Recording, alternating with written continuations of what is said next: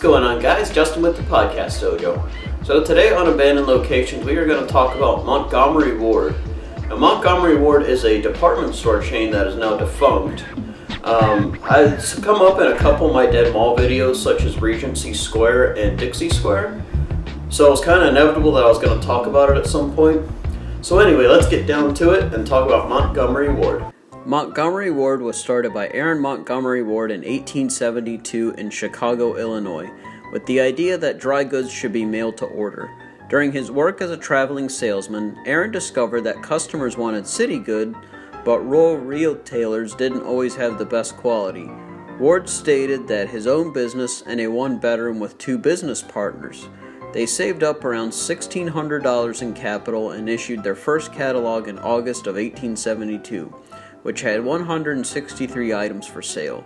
The two partners would leave after a year and would be swapped out with Ward's future brother-in-law, George Robinson Thorne.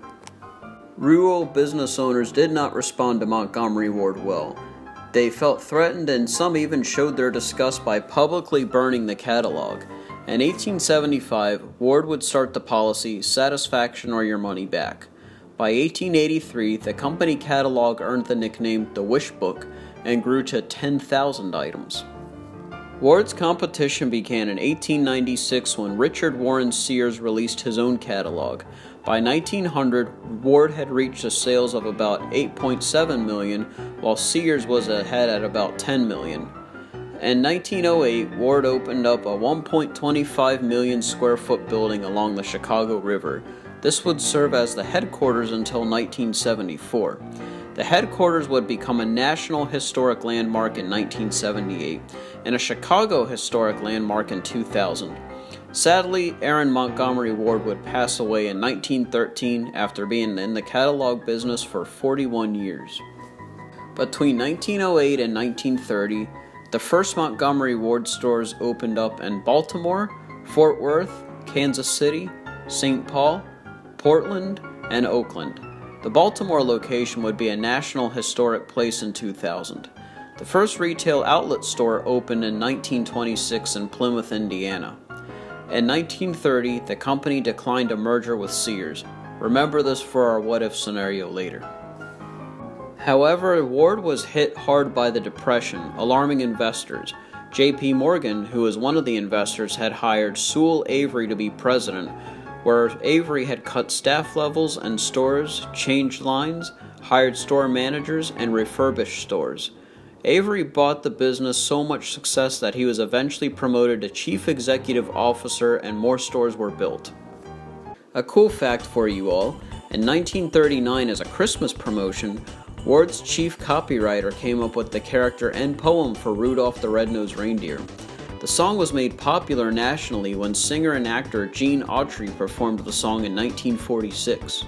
The Ward's catalog was still growing strong. In fact, the Grolier Club put it in the top 100 most influential books along with the Webster's Dictionary. But let's take a few years back to 1944 when the government got involved. During a nationwide strike by the company's employees, the U.S. Army seized control of the Chicago headquarters for Montgomery Ward. Because Avery refused to settle the strike by request of President Roosevelt, this was due to delivery of goods needed during wartime and because Avery refused to comply with the War Labor Board. Avery still refused to give in and didn't recognize unions, leading Roosevelt to seize all Montgomery Ward locations. This would eventually be overturned by Truman in 1945. In 1946, Avery was worried that the country would fall into another depression, and so he refused to build any new stores or update the current stores he had. His ultimate plan was that if another depression hit, he would just buy out his competition. Because of this, Sears ended up doing way better due to Avery refusing to adapt with the post-World War II economy. As the 1950s rolled around, and more shopping centers were being built, Sears always got the best locations, while Ward just stuck to downtown locations. In 1955, investor Lewis Wolfson waged a proxy war to take control of Ward's, facing Avery to resign. Ward's would receive some shopping mall locations, but unfortunately due to Avery's ignorance, they were too slow to adapt to the middle class going to suburbia.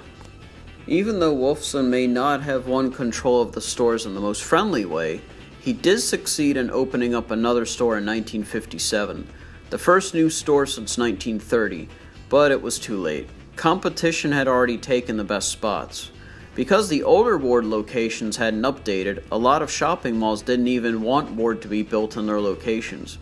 The catalog merged with Container Corporation of America to become Marcor Incorporated. In 1973, Montgomery Ward not only marked its 101st year of business, but also the year they would buy out the Miami-based discount chain Jefferson Store Incorporated, renaming it Jefferson Ward. Mobil had done very well due to the oil crisis in the 70s and purchased Montgomery Ward in 1976. Mobil had seen that Montgomery Ward was dying and they decided to convert some of the stores into Jefferson stores. They wanted to turn the stores into something along the lines of Target. However, the problem here is that Jefferson's staff was much smaller, which is who the responsibility fell on, than the Ward staff, so it was very overwhelming on them. On top of that, they were not familiar with how the northern markets worked. Jefferson Ward went from being a small cash cow to a loss in almost no time. Some of the Jefferson stores were sold to Bradley's in 1985, with the rest of them being closed. The catalog business of Montgomery Wards would close in 1985, and the company would now focus on renovating stores. In 1988, the company would do a $3.8 billion leverage buyout, making Montgomery Ward a privately held company. In 1987, Montgomery Ward would start to sell electronics using the Electric Avenue name. The electric line did so well that Ward's attempted another mail order service, but with no luck. Well, I know that was a lot to take in. It was just like the Woolworth video, lots of information and history there. Alright, so I figured let's take a little break in the action and do the what if scenario. Now I have to tell you there's a lot of what if scenarios I could think of here, probably at least 4 or 5. But let's stick with the main one that I said, remember this for later, and that's what if Montgomery Ward had accepted the offer from Sears to merge with them. So let's get down to it. So let's say Sears does take control of Ward in the 1930s. I do think both companies would have been better, but not by much. Avery did make the stores better during the Depression, but after the Depression, it seemed he didn't know what he was doing with Montgomery Ward.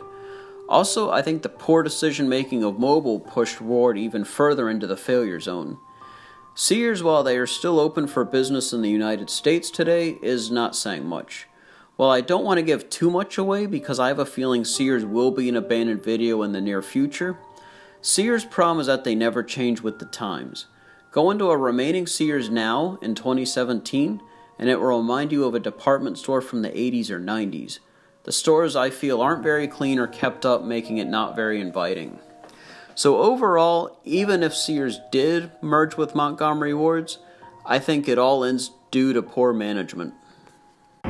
Prices have just been slashed on thousands of incredible items. At the sale to end all sales, They're going out of business final sale at your neighborhood Montgomery Ward store. Get ready for the holidays with savings of 25 to 50% off all jewelry. Take 20% off all electronics 30% off all Christmas merchandise. and 40% off all winter coats and leather jackets. The once-in-a-lifetime savings. Go on and on. At Montgomery Ward's going out of business. Final sale Shopping for the holidays has never been like this. Things weren't looking good for Montgomery Ward in 1997 when they filed for Chapter 11 bankruptcy. The company even closed 250 stores to try to make things better. However, it wasn't enough. After a less than stellar Christmas season, on December 28, 2000, Ward's announced that it would be closing all stores. The liquidation of all stores was one of the biggest of all time, leaving all stores to close within a matter of weeks after the announcement. So what is the current state of Montgomery Wards? Well, there's no standing stores, of course, but they actually are back on the online business. So if you go to wards.com, you can actually find their store online. So be sure to check it out. It's kind of interesting to see, actually. Well, guys, that was Montgomery Wards. I hope you enjoyed it. If you enjoy what Ray and I do, be sure to hit that subscribe button and enable notifications by hitting the bell button. Tell me what you think, and also, did you guys ever shop at Montgomery Wards? If so, be sure to tell me some stories down below. Thanks, guys, and I will see you next time.